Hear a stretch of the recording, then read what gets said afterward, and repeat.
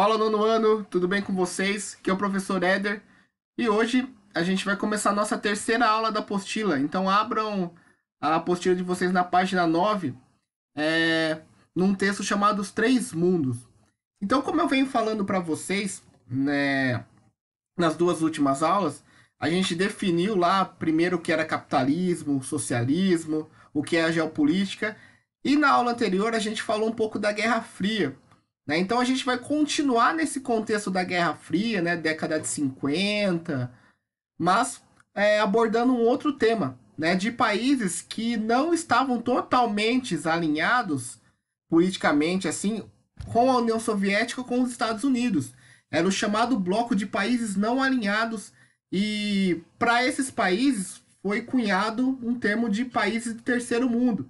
Então esse termo, país, os três mundos, né, primeiro, segundo e terceiro mundo, hoje em dia, né, ele já não é mais utilizado, ele é um termo ultrapassado, principalmente após o fim da União Soviética. Especialmente porque o termo terceiro mundo dava a entender que eram países de terceiro escalão, países que não tinham uma importância muito grande. Né? E hoje, essa geopolítica no mundo, ela mudou, ela se modificou bastante, ok? Então vamos entender o que era essa questão dos três mundos e depois eu vou deixar alguns exercícios para vocês fazerem de tarefa, ok?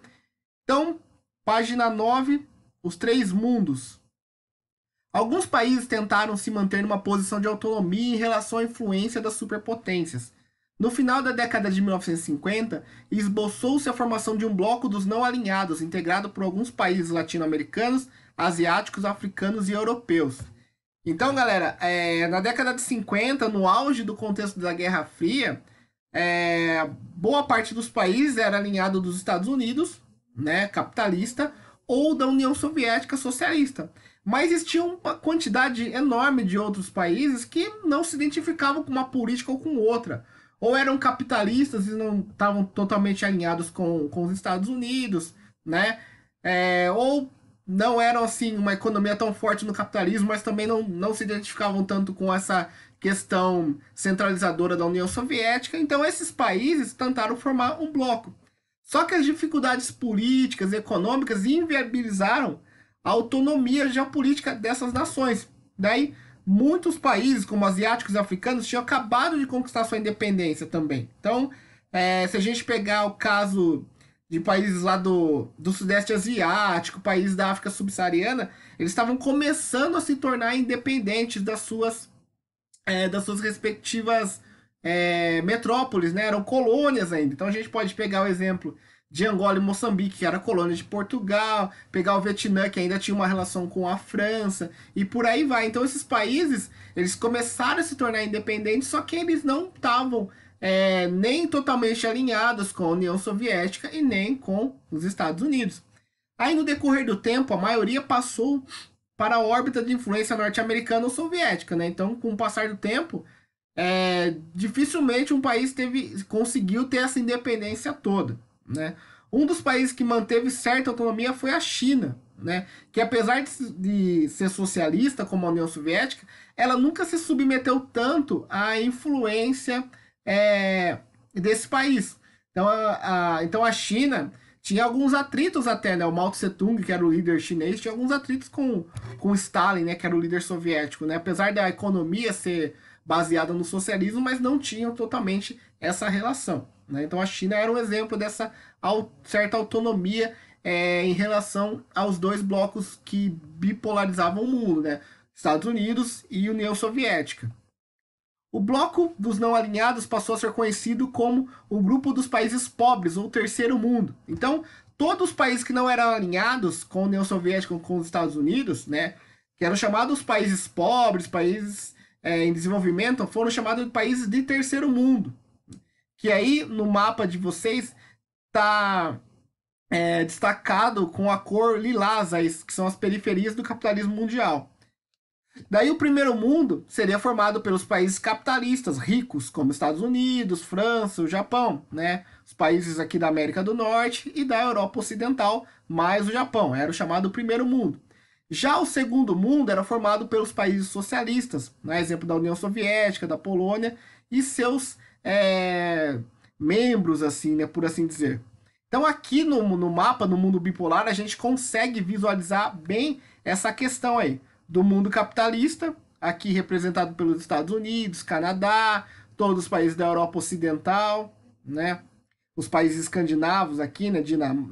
Noruega, Finlândia e Dinamarca.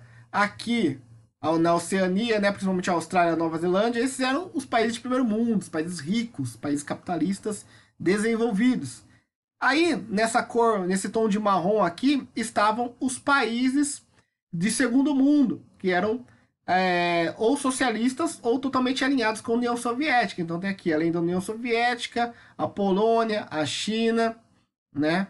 E, por fim, os países de terceiro mundo, que eram as periferias do capitalismo. Apesar de ter economia capitalista, eles não eram tão desenvolvidos economicamente como os Estados Unidos ou a Europa Ocidental. Então a gente vê aqui toda a América Latina, né? Brasil, Argentina, México, Colômbia, basicamente todo o continente africano, Oriente Médio, né? Subcontinente indiano, Sudeste Asiático, esses seriam os países que se utilizava o termo terceiro mundo lá atrás, né? Hoje a gente não utiliza mais esse termo, mas eu gosto de trazer isso para vocês entenderem como que era a geopolítica no mundo no período da Guerra Fria, ok? Então é isso, galera.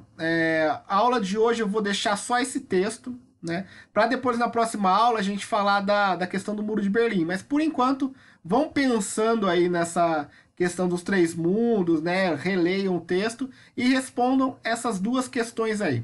Questão 6. Considerando o mapa da ordem bipolar, teoria, e o mapa mundi político, teoria, responda os itens. Então vocês vão ler o texto e analisar o mapa e responder a questão A e B. Identifique 5 países de diferentes continentes aliados dos Estados Unidos durante a ordem bipolar. E B, identifique 4 países de diferentes continentes aliados da União Soviética durante a ordem bipolar também. Então, vocês vão observar aqui no mapa e vão dizer 5 países alinhados aos Estados Unidos na questão A e 5 países alinhados à União Soviética na questão B. Se vocês tiverem com dúvida aí, não saber os países certinho, dê uma olhada no mapa mundi aqui que tem na página 4, tá ok? Então, trabalhem com os dois mapas aí para vocês visualizarem os países. E a questão 7, vocês vão explicar como que era a antiga divisão do planeta em 3 mundos, né? Quem fazia parte do primeiro, quem fazia parte do segundo, quem fazia parte do terceiro, como que era essa divisão. Obviamente que vocês não vão precisar citar todos os países. Eu quero mais que vocês expliquem como que era esse tipo de divisão aí, né? Se existe divisão é porque existe uma diferença entre esses países. Eu quero que vocês expliquem justamente essa diferença aí. Tá certo, nono ano? Então, a aula de hoje fica por aqui. Próxima aula eu vou falar um pouco da questão da divisão da Alemanha pós Segunda Guerra e finalizar com a crise do Bloco Soviético, para daí a gente dar um final bem interessante aí para essa parte de geopolítica, ok? Então é isso, galera. Ficamos por aqui e até a próxima.